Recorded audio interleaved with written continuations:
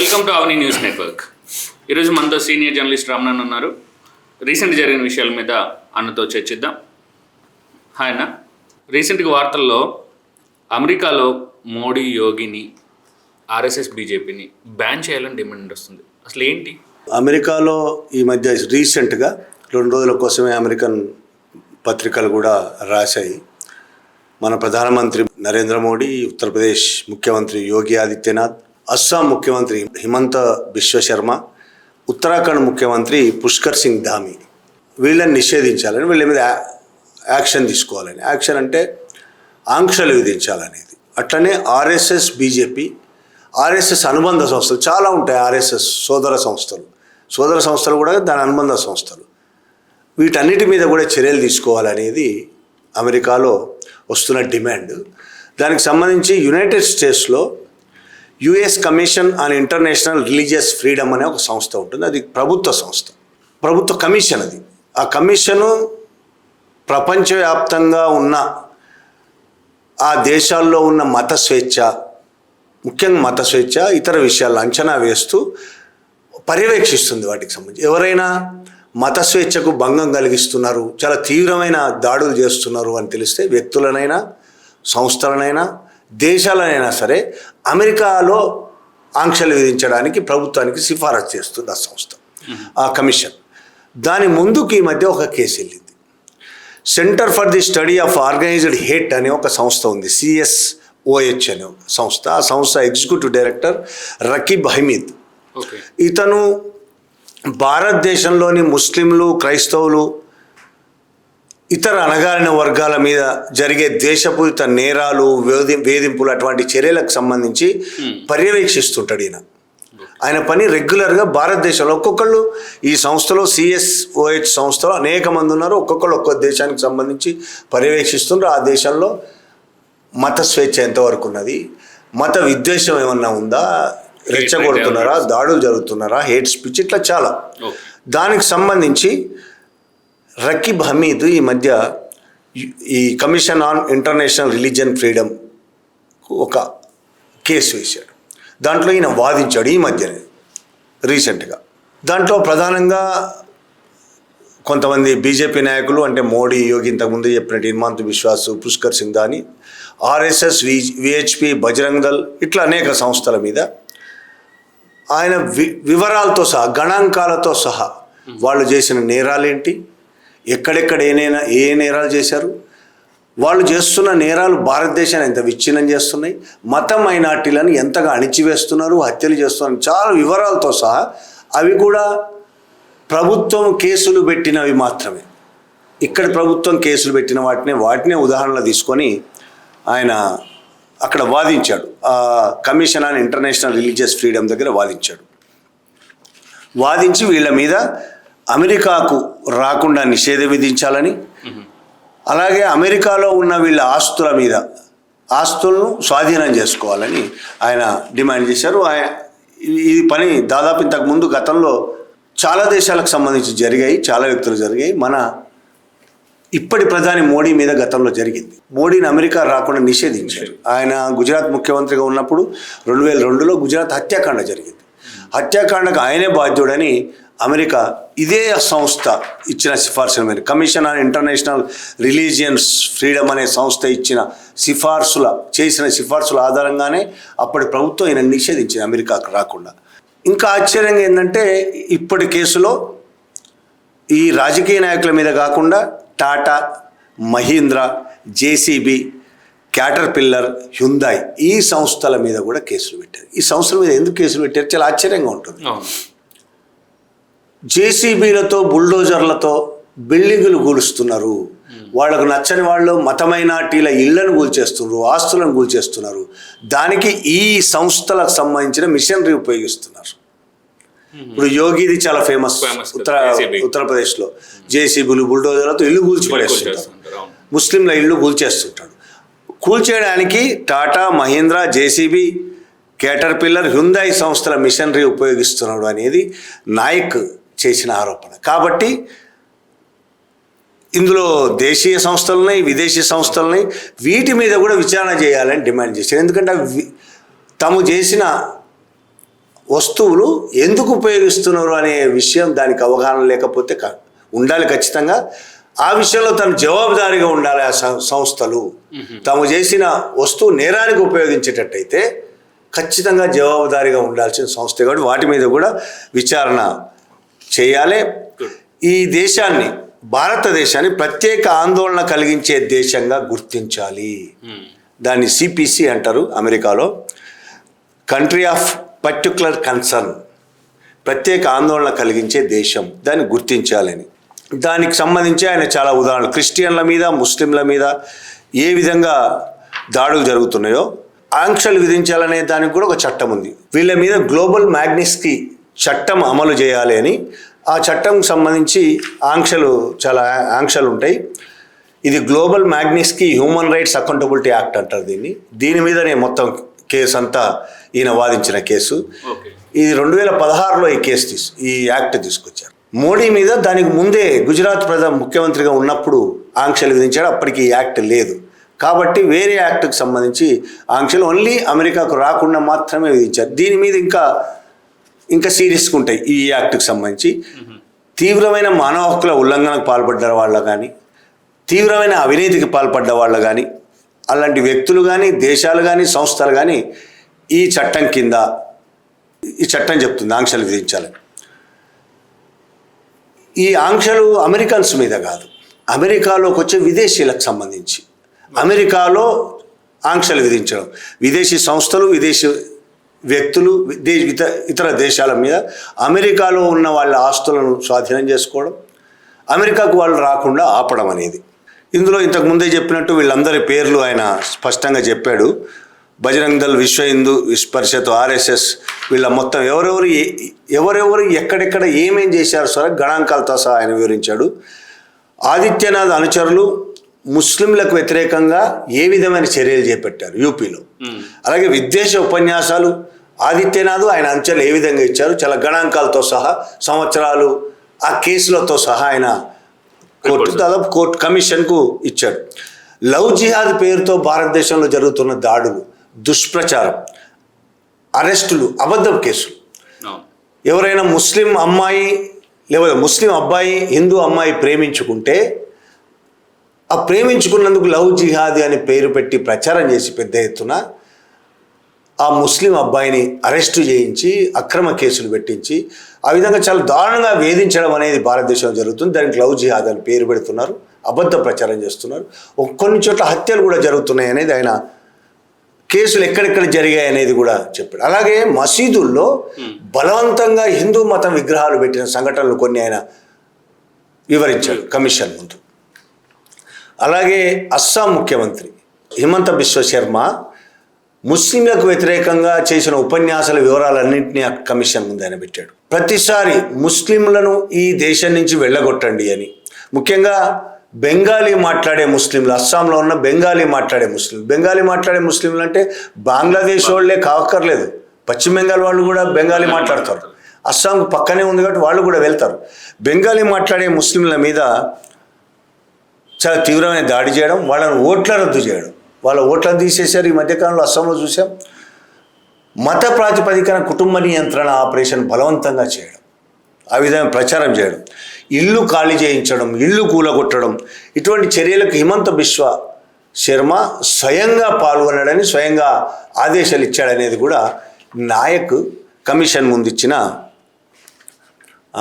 రుజువులు ఇచ్చాడు. అంతేకాకుండా ఎలక్షన్లకు ముందు ఒక వీడియో వైరల్ అయింది, మీరు కూడా చూసే ఉంటారు. హేమంత బిశ్వ శర్మ ఏఐ సాయంతో తయారు చేశారు, ముస్లింలపై కాల్పులు జరుపుతున్నట్టు ఒక వీడియో. ఆయన తుపాకీ పట్టుకుంటాడు, అటు ముస్లిం కాలుస్తుంటాడు. ఆ వీడియో చాలా వైరల్ అయింది. ఆ వీడియో బీజేపీ తన అధికారిక అకౌంట్లో పోస్ట్ చేసింది. దాన్ని కూడా ఆయన ఆ వీడియోను కూడా అక్కడ సమర్పించాడు. ఇటువంటి వీడియోలు అక్కడ ప్రచారం చేస్తున్నారు, బీజేపీ స్వయంగా తన అధికారిక అకౌంట్లో ప్రయోగించిందని. ఒక్క ఈ నాయకులే కాకుండా అంటే యోగి, మోడీ, హేమంత్ బిశ్వ శర్మ, అలాగే పుష్కర్ ధామ్ ఇట్లాంటి వాళ్ళే కాకుండా అనేక మంది బీజేపీ నాయకులు అలా చేస్తున్నారు. ఒక బీజేపీ ఆర్ఎస్ఎస్ నాయకులే కాకుండా అన్ని వ్యవస్థల్లో వీళ్ళు ఏ విధంగా చొచ్చుకుపోయారు, అన్ని వ్యవస్థల్లో ఉన్న ప్రభుత్వ అధికారులు కూడా మైనార్టీల మీద ఏ విధంగా దాడులు చేస్తున్నారు ఇది ఆయన చాలా వివరంగా ఏ వ్యవస్థలో ఏ విధంగా నిర్దిష్టంగా గణాంకాలు వివరాలు ఆయన ఇచ్చాడు నాయక్. దాని ముందు చట్టాలను తారుమారు చేసి పోలీసు కావచ్చు, న్యాయ వ్యవస్థ కావచ్చు, పోలీసు వ్యవస్థ, న్యాయ వ్యవస్థ, ఇతర వ్యవస్థలు మత మైనార్టీలకు వ్యతిరేకంగా చట్టాలను కూడా తారుమారు చేసి అరెస్టులు, జైళ్ళు, భూములు వాళ్ళ నుంచి గుంజుకోవడం, ఇట్లా రకరకాల పద్ధతుల్లో చట్టపరంగా చేస్తున్నట్టు భ్రమింపజేసి వ్యవస్థాపరంగానే వాళ్ళ మీద ఎవరో ఒక చిన్న చిన్న సంఘటనలు కావేవి మొత్తం దేశవ్యాప్తంగా జరుగుతున్న ఒక వ్యవస్థీకృత సంఘటనలుగా ఆయన కమిషన్ ముందు వివరాలు ఇచ్చాడు. ఇంకోటి హోలోకాస్ట్ మెమోరియల్ మ్యూజియం, ఇది యుఎస్లో ఉన్నది.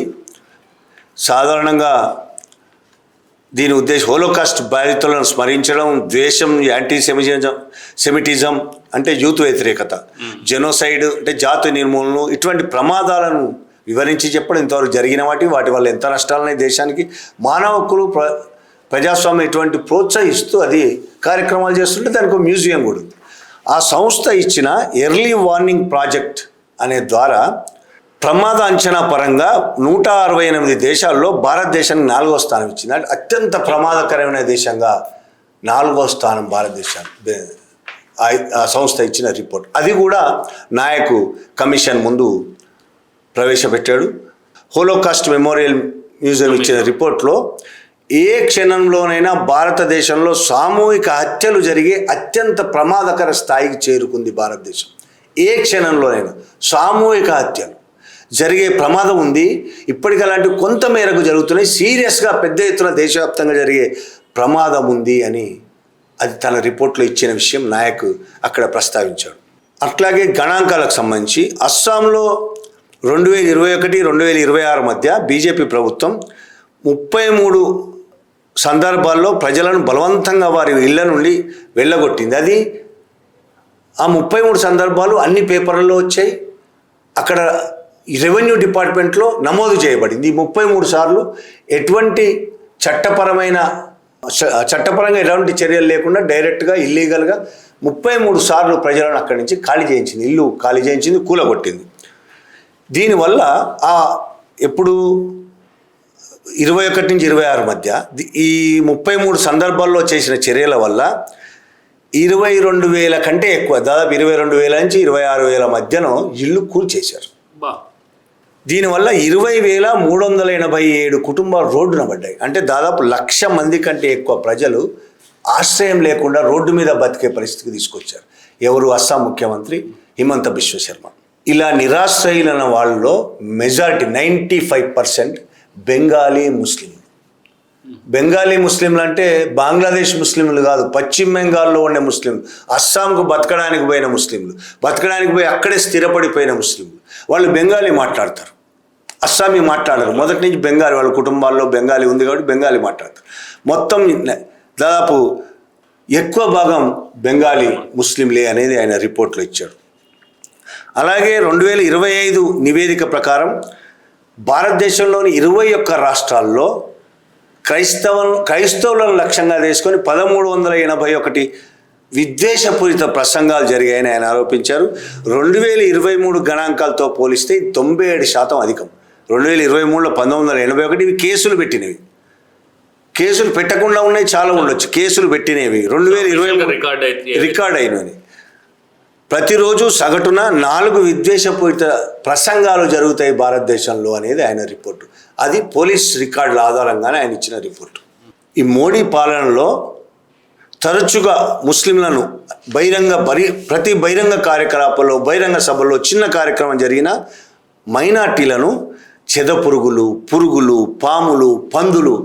The hate speech ecosystem driving this violence is also witnessing a very sharp rise. Our 2025 report documented 1,318 in-person hate speech events targeting Muslims and Christians in 21 Indian states, which is a shocking 4 hate speeches per day and a 97% increase over 2023. And 88% of these events occurred in jurisdictions governed by Modi's party. And these events featured explicit calls for violence, for social and economic boycotts, and dehumanizing language describing minorities as termites, pests, and snakes and pigs. ఇటువంటి అవమానకరమైన సంబోధనతో ప్రసంగాలు మొదలవుతాయి, ప్రసంగాలు end అవుతాయి, మధ్యలో ప్రసంగిస్తారు, కింది నుంచి ప్రేక్షకులు పందులను అరుస్తుంటారు. మైనార్టీలను టార్గెట్ చేస్తూ ఇలా విపరీతమైన ప్రసంగాలు చేస్తున్నారు అనేది కూడా ఆయన విద్వేషాన్ని వ్యాప్తి చెందడం కోసమే ఈ విధంగా చేస్తున్నారు. ఆ విధంగా ప్రసంగాల తర్వాత వాళ్ళు ఉత్సాహం ఉరకలేస్తున్నది. కత్తులతో కటార్లతో ట్రైనింగ్లు ఇస్తున్నారు. చాలామంది ఆర్ఎస్ఎస్ కార్యకర్తలకు అందులో ఈ మధ్య విపరీతంగా చేరుతున్నారు. అందులో చేరిన అనుచరులందరికీ కత్తులు కటార్ల వంటివి ఆయుధాలు ఇచ్చి వాళ్ళతోని శిక్షణ ఇస్తున్నారు. శిక్షణ ఇచ్చిన తర్వాత వాళ్ళతో దాడులు చేయించడం అనేది క్రమంగా వాళ్ళు ఎంచుకున్న ఒక కార్యక్రమం. అలాగే ఎస్ఐఆర్, ఈ మధ్య మనం ఎస్ఐఆర్ గురించి చాలా వింటున్నాం, చాలా మాట్లాడాం కూడా. సిఏఏ ఎన్ఆర్సీలకు సంబంధించి కూడా నాయక్ ఆ కమిషన్ ముందు వివరించాడు. ఈ పేరుతో ఎంతమంది ముస్లింలను ఈ దేశం నుంచి వెళ్ళగొట్టే ప్రయత్నం జరుగుతుంది. ఈ దేశస్తులని ఎంతమంది, ఎన్ని లక్షల మంది. మొన్న పశ్చిమ బెంగాల్ సంఘటన కూడా ఆయన నాయక్ కమిషన్ ముందు చెప్పారు. 91 లక్షల మంది ఓటు హక్కు తీసేశారు బెంగాల్లో. ఇట్లా దేశవ్యాప్తంగా జరుగుతున్నది. ఎస్ఐఆర్ పేరుతో, సిఏఏ పేరుతో, ఎన్ఆర్సీ పేరుతో ముస్లింలకు వ్యతిరేకంగా చాలా పెద్ద ఎత్తున ఒక క్యాంపెయిన్ చేస్తున్నది మోడీ ప్రభుత్వం అనేది ఆయన ఆ కమిషన్ ముందు చెప్పాడు. And the Special Intensive Revision, or the SIR, of electoral rolls is now being deployed to disenfranchise minority voters. As my co-panelist Dr. Chatterjee just mentioned, more than 9 million voters were excluded before last month's state elections in West Bengal. SIR now forms a triad with the Citizenship Amendment Act and the National Register of Citizens, enabling widespread disenfranchisement of Indian Muslims. Commission ముందు చెప్పిన ఇంకొక ముఖ్య విషయం గోరక్షక దళాల గురించి. ఆవులను రక్షిస్తున్నామనే పేరుతో 17 రాష్ట్రాల్లో గోరక్షక దళాల నెట్వర్క్ చురుగ్గా పనిచేస్తుంది. వీళ్ళు పశువులు లేదా మాంసాన్ని రవాణా చేస్తున్నారనే పేరుతో వెహికల్స్ని అడ్డుకొని ప్రధానంగా ముస్లిమ్స్ని టార్గెట్ చేసి వాళ్ళు పశువులను తీసుకెళ్తున్న వెహికల్స్ అడ్డుకో అందులో ఎద్దులున్నా సరే, ఆవులే ఉండక్కర్లేదు, మాంసం ఉంటే ఒకవేళ వాళ్ళు తీసుకెళ్తున్న ఆటోలో మాంసం ఉంటే అది ఆవు మాంసమే అని చెప్పి కావాలని ప్రచారం చేసి అందరినీ కూడగట్టి దాడులు చేస్తూ అనేక సార్లు 17 రాష్ట్రాల్లో కొన్ని వేల సార్లు మూక దాడులు జరిగినాయి, హత్యలు జరిగినాయి అనేది ఆయన రిపోర్ట్లు ఇచ్చారు. వీటన్నిటితో పాటు సోషల్ మీడియా మీద కూడా ఆయన చాలా సీరియస్ అంశాలను కమిషన్ ముందు పెట్టారు. ఈ 3 ఏళ్లలో ఫేస్బుక్, యూట్యూబ్, ఇన్స్టాగ్రాము, ట్విట్టర్ ఇలాంటి సోషల్ మీడియా ప్లాట్ఫామ్లలో ఇలాంటి దాడులను చిత్రీకరిస్తూ, అంటే గోరక్షక దళాల దాడులు, ముస్లింల మీద దాడులు, క్రైస్తవుల మీద దాడులను వాళ్లే చిత్రీకరించి దాన్ని గొప్పగా ప్రచారం చేయడం అనేది ఈ అన్ని ప్లాట్ఫామ్లో జరుగుతున్నది. ఈ 3 ఏళ్లలో 4,000 వీడియోలు ఇట్లా ప్రచారమయ్యాయి. 4,000 వీడియోలు. ఆ వీడియోల లింకులు కూడా మొత్తం ఆయన కమిషన్ ముందు పెట్టాడు. అలాగే క్రైస్తవుల మీద దాడులకు సంబంధించి కూడా ఈయన మాట్లాడాడు. అనేక చోట్ల క్రైస్తవుల మీద దాడులు జరుగుతున్నాయి. మతం మారారనే పేరుతో క్రైస్తవ మతంలో ఉన్న వాళ్ళను దాడులు చేస్తున్నారు. పాస్టర్ల మీద విపరీతంగా దాడులు జరుగుతున్నాయి. ఒక్క 2025 క్రిస్మస్ సందర్భంగా దేశవ్యాప్తంగా 60 పైగా దాడులు జరిగాయి అనేది ఆయన రిపోర్ట్ ఇచ్చారు. అవన్నీ పోలీసు కేసులు పెట్టిన అవన్నీ మనం కూడా వీడియోలో చూసాం. 2014లో క్రిస్టియన్స్ మీద దాడుల్లో యునైటెడ్ క్రిస్టియన్స్ ఫోరం నివేదిక ప్రకారం 127 సంఘటనలు జరిగితే దేశవ్యాప్తంగా వాటి సంఖ్య ఇప్పుడు 555% పెరిగింది. 550% పెరిగింది. కేవలం 2025 క్రిస్మస్ అని ఇంతకుముందే చెప్పాను. 2025 జనవరి మరియు నవంబర్ మధ్య 2,900 కేసులు. ఒక్క సంవత్సరంలో నవంబర్ మధ్య 2014లో 127, 2025లో 2,900 కేసులు క్రిస్టియన్ల మీద, క్రిస్టియన్ పాస్టర్ల మీద జరిగిన దాడులకు సంబంధించి. ఈ 11 నెలల్లో 2,900 కేసులు నమోదైన కేసులే. పోలీసులు పెట్టిన ఎఫ్ఐఆర్లు పెట్టిన కేసులే 2,900 నమోదయ్యాయంటే నమోదు కానీ ఇంకెన్ని వేలు ఉంటాయో అనేది మనం అర్థం చేసుకోవచ్చు. దాన్ని ఆయన చాలా వివరంగా కమిషన్ ముందు ఉంచాడు. ఇక విద్వేషపూరిత ప్రచారాలు, ప్రసంగాలు, వీడియోలు ప్రచారం చేయడంలో ఫేస్బుక్, ట్విట్టర్, యూట్యూబ్, ఇన్స్టాగ్రామ్ చాలా ముందుంటున్నాయని, వాటిని అరికట్టడంలో అవి కనీస ప్రయత్నం కూడా చేయడం లేదు. చెప్తున్నాయి మాత్రం అది కఠిన చర్యలు తీసుకుంటున్నామని, కానీ ఎక్కడ కనీస చర్యలు కూడా చేయడం లేదు. విద్వేషాన్ని వ్యాప్తి చేయడంలో ఈ సోషల్ మీడియానే చాలా ముందుంది భారతదేశంలో అనేది కూడా ఆయన చెప్పాడు. And US-based social media platforms like Facebook, Instagram, YouTube, and X serve as a central infrastructure for spreading this hate and bigotry and incitement to violence. Of the in-person hate speech events we documented in 2025, videos from nearly 97% were first shared or live-streamed on social media platforms. And half of India's 28 states today have passed anti-conversion laws weaponized to incarcerate Muslims and Christians. And many activists and journalists, some including my friends, languish behind the bars under the anti-terror laws like UAPA. The regime has also revoked the foreign funding licenses of nearly 22,000 non-profit organizations under the Foreign Contribution Regulation Act. సరే, ఇంకా చాలా వివరాలు చెప్పారు. ఎవరైనా ఈ కేసుకు సంబంధించి గూగుల్లో సెర్చ్ చేస్తే చాలా వివరాలు వస్తాయి. ఇవైతే ముఖ్యమైన విషయాలు. దీని ఆధారంగా బీజేపీ నాయకులందరి మీద, ఆర్ఎస్ఎస్, విహెచ్పి, బజరంగ్ దళ్ వాటి మీద కూడా గ్లోబల్ మ్యాగ్నెట్స్కి ఆంక్షలు విధించాలని, ఆ చట్టం ప్రకారం ఆంక్షలు విధించాలని ఆయన ఆ కమిషన్ను కోరాడు. ప్రత్యేక ఆందోళన కలిగించే దేశంగా భారతదేశాన్ని ప్రకటించాలని కోరాడు. ఎట్లయితే 2002లో గుజరాత్ ముఖ్యమంత్రి నరేంద్ర మోడీ మీద ఆంక్షలు విధించిందో, అంతకంటే అప్పుడు వీసా ఇవ్వడానికి నిరాకరించడం, ఆయన దగ్గర ఉన్న పర్యాటక వీసాను రద్దు చేశారు. ఇప్పుడు ఆస్తులను కూడా, ఆయనకు ఆస్తులు అమెరికాలో ఏమైనా ఉంటే ఆస్తులను రద్దు చేయడం, అలాగే వాళ్లతో ఎవరైతే ఒకవేళ ఆంక్షలు విధిస్తారో వాళ్ళతో అమెరికాలో ఉన్న వాళ్ళు ఎవ్వరు కూడా ఆర్థిక సంబంధాలు పెట్టుకోకూడదు, వాళ్ళకి ఫండ్స్ ఇవ్వకూడదు, వాళ్ళ దగ్గర తీసుకోకూడదు, వ్యాపార సంబంధాలు పెట్టుకోకూడదు. ఇవన్నీ చట్టంలో భాగం.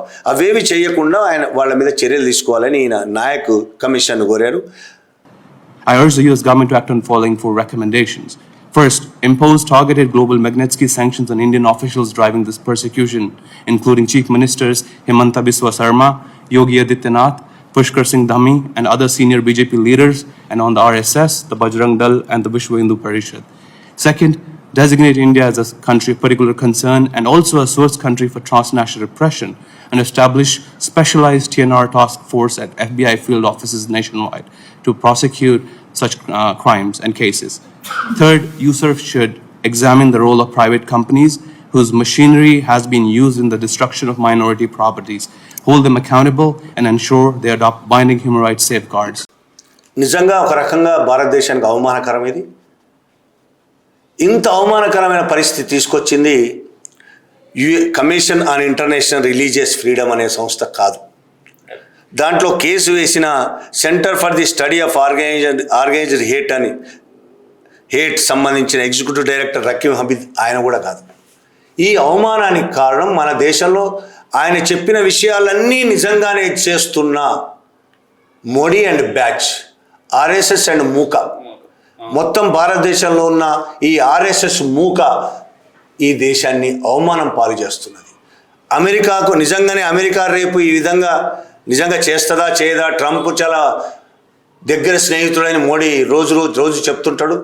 ఆయనకు చాలా క్లోజ్ ఫ్రెండ్ కాబట్టి ఈ కమిషన్ ఇచ్చే నివేదికను లేకపోతే కమిషన్ ఇచ్చే సూచనలను ప్రభుత్వం పట్టించుకుంటుందా లేదా రెండో విషయం. కానీ అసలు ఈ విధమైన చర్చ జరుగుతుందంటేనే చాలా అవమానంగా భావించాల్సిన విషయం. ఈ భారతదేశాన్ని ఇంత నరక కూపంగా మార్చి స్వేచ్ఛ లేని పరిస్థితి తీసుకొచ్చిన ఆర్ఎస్ఎస్ మూక ఖచ్చితంగా దీనికి జవాబు చెప్పాల్సి ఉన్నది. రేపు ఒకవేళ నిజంగానే వాళ్ళు బ్యాన్ విధిస్తే అమెరికాలోనే కాదు భారతదేశంలో కూడా బ్యాన్ విధిస్తే ఇంకా హ్యాపీ. భారతదేశంలో ఆర్ఎస్ఎస్ మీద బీజేపీ మీద బ్యాన్ విధిస్తే దేశం నిజంగానే ఎంతో కొంత శాంతితో బతకగలుగుతుంది. థ్యాంక్ యూ అన్న. మీకు మరిన్ని ఇలాంటి విశేషాల కోసం మా ఛానల్ సబ్స్క్రైబ్ చేయండి. Thank you.